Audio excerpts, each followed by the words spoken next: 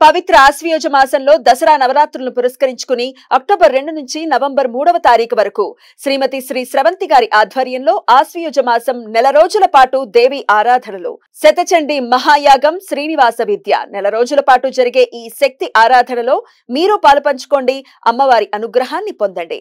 మీ గోత్ర నామాల కొరకు సంప్రదించండి. నమస్తే, నేను మీ కుప్ప పద్మిని. ఇన్నాళ్లు మీ సపోర్ట్ ని నాకు అందిస్తూ మీ ప్రేమని నాకు అందిస్తున్న ప్రతి ఒక్కరికి కృతజ్ఞతలు. ఇప్పుడు చూడబోతున్న ఈ వీడియో కూడా ఖచ్చితంగా మీకు ఉపయోగపడుతుంది. లైక్, షేర్ అండ్ సబ్స్క్రైబ్ చేసి మీ ఇష్టాన్ని అలాగే మీ సపోర్ట్ ని నాకు అందించండి. అలాగే ఈ వీడియో పట్ల మీ అభిప్రాయాన్ని కమెంట్ సెక్షన్ లో కమెంట్ చేసి నాకు తెలియజేయండి. నమస్తే, వెల్కమ్ టు అవర్ ఛానల్. నేను పద్మిని. ప్రస్తుతంతో పాటు ప్రముఖ ఆధ్యాత్మికవేత్త, ప్రముఖ న్యూమరాలజిస్ట్ లక్ష్మీ నరసింహస్వామి ఉపాసకురాలు శ్రీమతి స్రవంతి గారు మనతో పాటు ఉన్నారు. మాట్లాడదాం. నమస్తే అక్క.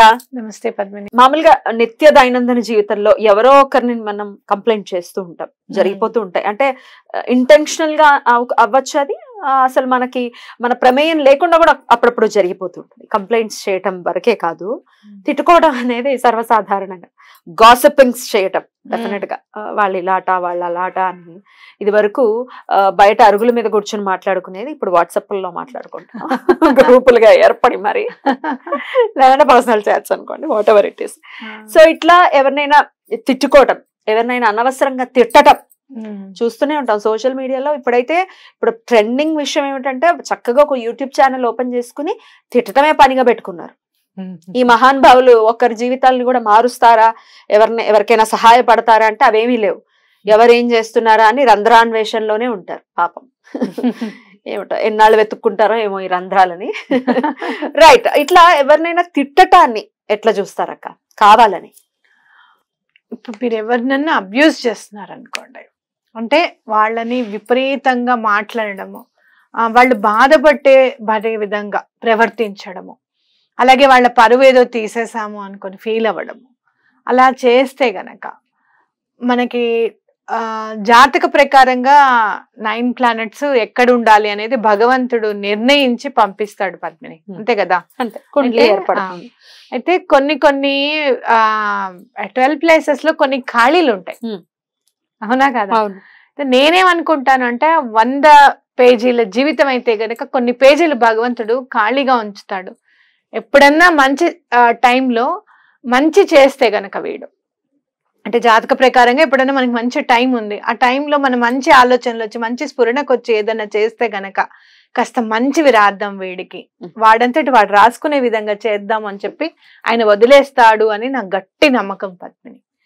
ఎప్పుడైతే మనం మంచి పొజిషన్ లో ఉన్నప్పుడు ఎవరినన్నా మాటలు అంటుంటే మీరు వాళ్ళు ఒక్కసారి మనసుతో బాధపడ్డారనుకో చాలా పరిణామాలు ఎదుర్కోవాల్సి వస్తుంది అని ఖచ్చితంగా చెప్పుకోవచ్చు. నేను ఇవాళ వచ్చేటప్పుడు మెట్లు దిగుతున్నప్పుడు ఫ్రెండ్స్తో ఏదో మాట్లాడుతూ ఉంటే మైత్రికి కూడా నేను అదే చెప్పాను. మైత్రి, ఈ రోజున అది చాలా పెద్ద జోక్గా అనిపించవచ్చు, లేదు అంటే గనక మాట్లాడే విధానం ఇదే, మా ఫ్రెండ్స్ అందరు ఇలానే మాట్లాడతారు కాబట్టి నేను కూడా ఇలానే మాట్లాడతాను అని చెప్పి నువ్వు అనుకోవచ్చు. కానీ నీ జాతకంలో మెర్క్యూరీ, బుధుడు, అలాగే రాహు పాడవుతారు. రాహు కూడా ఊరుకోడు ఎవరినన్నా అవమానిస్తే. అసలు ఆయనే మాయావి మళ్ళీ ఆయనకు కూడా ఇట్లాంటి రూల్స్ ఉన్నాయి. ఎందుకు అని అంటే రాక్షసుడు అని కదా ఆయన డిస్క్రిమినేట్ చేసి అమృతాన్ని ఆ లైన్ లో కూర్చోబెట్టి తెలుగుతో ఈ లైన్ లోకి వచ్చాడు అనుకోండి, అది వేరే విషయం. అసలు చెప్తున్నా, అంటే ఏంటి డిస్క్రిమినేషన్ అనేది ఆయనకి ఇష్టం ఉండదు. ఓ బ్యూటిఫుల్, అవునా కదా? అండ్ చాలా తెలివైన వాడు రాహు అని చెప్పుకోవచ్చు. ఇట్లాంటి మోహాల్లోకి ఇప్పుడు మోహినీదేవి అందం బాబోయ్ వర్ణిస్తూ ఉంటేనే కళ్ళకి మనం ఇమాజిన్ చేస్తూ ఉంటేనే అద్భుతం అనిపిస్తుంది. ఆ అందానికి కూడా పడలేదు రాహు, అవును కదా? తను ఉండటం కోసం, తను బ్రతకటం కోసం ఆలోచించాడు. Amazing planet. అందుకనే అంతమంది రాక్షసులు ఉన్నా కూడా ఛాయాగ్రహం అయినా కూడా వచ్చి కుండలిలో కూర్చున్నాడు, ఆధిపత్యాన్ని సంపాదించుకోగలిగాడు. కాబట్టి మైత్రికి అదే చెప్పాను, రాహు ఇంపాక్ట్ అవుతాడు, ఖచ్చితంగా మెర్క్యూరీ ఇంపాక్ట్ అవుతుంది. రైట్. అయితే ఎంత కీన్ గా నేను ఆలోచించి చెప్తాను, నా పిల్లైనా ఎవరికైనా కూడా, మీరు కూడా మా వాళ్ళే, నా కుటుంబ సభ్యులు అనుకునే చెప్తున్నాను. ఇవాళ బుక్ అయింది, ఆటో బుక్ అయింది, ఇక్కడికి వస్తున్నాను, చూస్తే ఆ అక్క ఈ మెసేజ్ ఏదో పెట్టిందని చిన్న చూపిస్తుంటుంది అనమాట, అక్కని కరెక్ట్ చేస్తూ ఉంటుంది, ఎప్పుడు చెల్లెల్ని ఇది కరెక్ట్ చేసుకుంటూ ఉంటుంది. చూశాను, అందరి ముందు డిస్కస్ చేస్తే పిల్లలు ఇబ్బంది పడతారు, ఎంత తండ్రి అయినా ఎంత మా అత్త అయినా ఎవరైనా కూడా. నాతోరా ఆటో ఎక్కించొద్దు కానీ అని చెప్పి మెట్లు దిగుతూ ఉంటే ఇది చెప్పాను. అది నేనేం అలా అనలేదు మమ్మీ అని. అంటే నేను చూపించే, ఇలా కాదమ్మా, ఫ్రెండ్స్ మీరు ఇలా మాట్లాడుకున్నా సరే నువ్వు ఇలా మాట్లాడుకోవద్దు, వాళ్ళకి కూడా చెప్పు ఇలాంటి మాటలు మనం మాట్లాడుకోవద్దు అని చెప్పి నువ్వు చెప్పు, చక్కగా భక్తి కలిగిన దానివి అది అలానే ఉండాలమ్మా, మనము నీ ప్రవర్తన మాట తీరు కూడా అలానే ఉండాలి అని చెప్పి చెప్పడం జరిగింది అనమాట. అయితే మరి మెర్క్యూరీ ఎందుకు బాధపడతాడు, ఆ రాహు ఎందుకు బాధపడతాడు అనేది మనం చెప్పాం. మెర్క్యూరీ ఎందుకు బాధపడతాడు అని అంటే మన వాక్కు అనేది మెర్క్యూరీ వల్లే వస్తుంది అనమాట.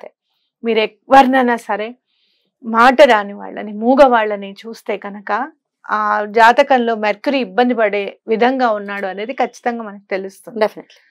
కాబట్టి ఎప్పుడైతే మీరు చూడండి వసకొమ్ము ఉంటుంది చూసారా, వసకొమ్ము అరగదీసి పెడతారు, సరస్వతి అమ్మ మంత్రం చదవమని చెప్పి చెప్తారనమాట, మాటలు రావడానికి. ఎందుకు అంటే నేచర్ ఇంపాక్ట్ అవుతుంది, నేచర్ వల్ల మనకి ఇంపాక్ట్ జరుగుతుంది అని చెప్పి. అంటే మన నేచర్ వల్ల, మన ఆలోచన ప్రవర్తన వల్ల ఎవరైనా ఇబ్బంది పడితే కూడా మెర్క్యూరీ అలానే ఇంపాక్ట్ అవుతాడు, మీకున్న వాక్శుద్ధి వెళ్ళిపోతుంది.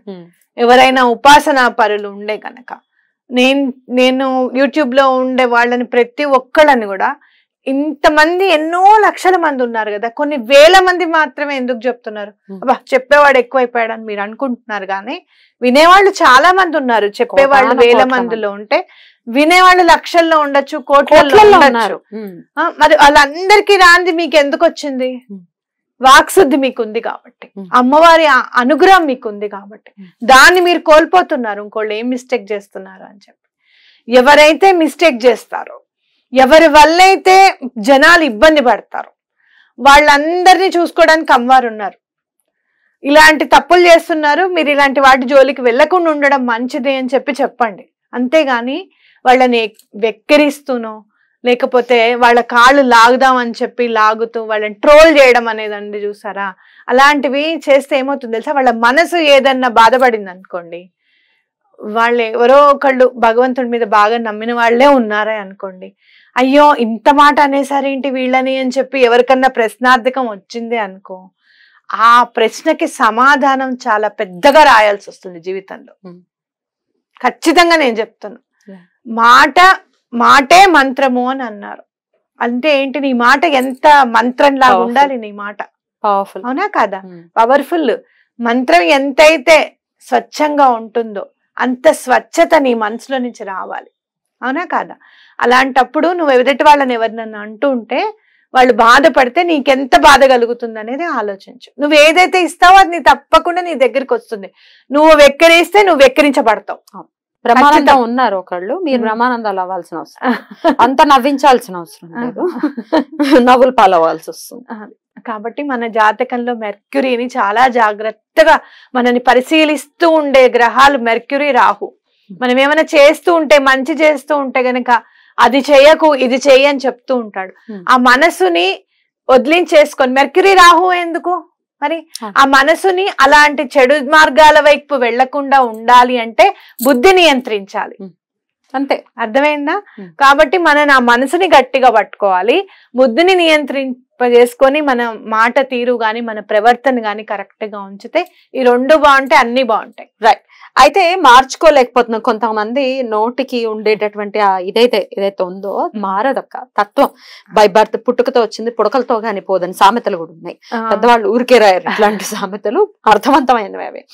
మార్చుకోలేకపోతున్నాము, అప్పటికప్పుడు క్షణికావేశం వచ్చేయటం, తిట్టేయటం అవతల వాళ్ళని, లేనిదేదో చెప్పేసి ఒక ఆనందాన్ని పొందటం, తర్వాత పశ్చాత్తాపడడం కూడా ఉంటుంది వాళ్ళకి. అవును, అరే రే అనవసరంగా చేశాను ఇది, సరే ఇంకోసారి చేయను, మళ్ళీ ఇంకోటి శిశుపాలులాగా, శిశుపాలుడైనా అతను అతనిలానే, అతనికి తెలియలేదు అనుకోండి, వేరే విషయం. సో మార్చుకోవాలి అనుకుంటే ఎట్లయినా ఏంజల్ హెల్ప్స్ కానీ, లేకపోతే ఎవరి హెల్ప్, సిచ్యువేట్ హెల్ప్ కానీ ఏమైనా ఉందా పశ్చాత్తాపాన్ని? ఇప్పుడు మనం ఆలోచించాల్సింది ఏంటి అని అంటే, మీకు ఎప్పుడైనా గనక అలా మాట్లాడాల్సి వచ్చినప్పుడు ఒక్కసారి మీరు ఎవరి గురించి మాట్లాడుతున్నారు, అలా మాట్లాడొద్దు అని చెప్పి నీ మనసు చెప్తుంది, నువ్వు అబద్ధం చెప్తున్నావు అని చెప్పి నీకు తెలుసు, దాన్ని స్టాప్ చేసేసాయి ఎక్కడికి. స్టాప్ చేసి ఒక్క నిమిషం ఉండండి అని చెప్పి ఒక వాటర్ తా. వాటర్ మేనిఫెస్టేషన్ చాలా బాగా పనిచేస్తుంది ఇంకో స్విచ్ వర్డ్ కంటే కూడా. ఓకే, అయితే ఈ తత్వం మారాలి అని వాటర్ వాటర్ నేను ఇలా చెప్పకూడదు, నేను ఎవరి గురించి తప్పుగా మాట్లాడకూడదు. ఇప్పుడు మనం ఎవరైనా పిల్లల గురించి చెప్తున్నప్పుడు కూడా తిడుతూ ఉంటే కూడా చాలా మంది తల్లిదండ్రులు కొంచెం బూతులు మాట్లాడేస్తూ ఉంటారు, మాట్లాడకూడని మాటలు మాట్లాడుతూ ఉంటారు. పిల్లలు ఏం చెప్తారు తెలుసా, నాకు నేను మిస్టేక్ చేస్తాను ఆంటీ, కానీ మా అమ్మ చెప్పే విధానం నాకు నచ్చదు, మా అమ్మ చాలా బూతులతో తిడుతూ ఉంటుంది, మా నాన్నగారు చాలా బూతులు మాట్లాడుతూ ఉంటారు, పిల్లలతో అలా మాట్లాడచ్చా ఆంటీ అని నన్ను అడుగుతారు. వాళ్ళు ఆన్సర్ ఉండదు. అప్పుడు నేను వాళ్ళకి చెప్తాను, అంతలా తిట్టకండి, ఒకవేళ అంతలా తిట్టాల్సి వస్తే గనక మీరు అక్కడి నుంచి వెళ్ళిపోండి, లేకపోతే ఒకసారి నువ్వు ఏదన్నా ఇది తీసుకురామ్మా అని చెప్పి పిల్లల్ని బయటికి పంపించండి, లేకపోతే మీరే అక్కడి నుంచి వెళ్ళండి, ఒక 10 నిమిషాలు ఆగి అప్పుడు కామ్గా ఉండండి, అంత గట్టిగా తిట్టకండి పిల్లల్ని అని చెప్పడం జరుగుతుంది అన్నమాట. కాబట్టి వాటర్, అలాంటి కోపం పోవాలి, అలాంటి మాట తీరు ప్రవర్తన మనకి పోవాలి అని అంటే మంచినీళ్ళు తీసుకొని చక్కగా 2 చేతులతోనూ తాగండి. మీకు ఎంత సెక్యూర్డ్ గా అనిపిస్తుంది అంటే, ఎప్పుడైనా వాటర్ 2 చేతులతో తాగండి, కాఫీ 2 చేతులతో తాగండి, చాలా సెక్యూర్డ్ గా అనిపిస్తుంది మీకు. మనం ఎవరో చాలా గైడ్ చేస్తున్నారు. మనం ఎప్పుడు కూడా భగవంతుడి దగ్గర చిన్న పిల్లల్లాగానే ఉండాలి. చిన్నపిల్లలు కూడా అలాగే తాగుతారు, 2 పట్టుకొని. చిన్న పిల్లల్లాగా ఉన్నాం అనుకో, కల్మషం లేని మనస్సు అనేది అలవడుతుంది మనకి. మీరు చూడండి, వాటర్ 2 హ్యాండ్స్ పెట్టుకొని, కాఫీ 2 హ్యాండ్స్ పెట్టుకొని తాగండి 2 చేతులతో, నెమ్మదిగా ప్రవర్తన నెమ్మదిగా మారుతూ ఉంటుంది, మంచితనం అనేది వస్తూ ఉంటుంది. బ్యూటిఫుల్ అక్క. అయితే ఎవరైనా మిమ్మల్ని మాట అన్నారు, ఇష్టం కాదు, ప్రేమని పంచుదా. రైట్ అక్క, థ్యాంక్ యూ, నమస్తే.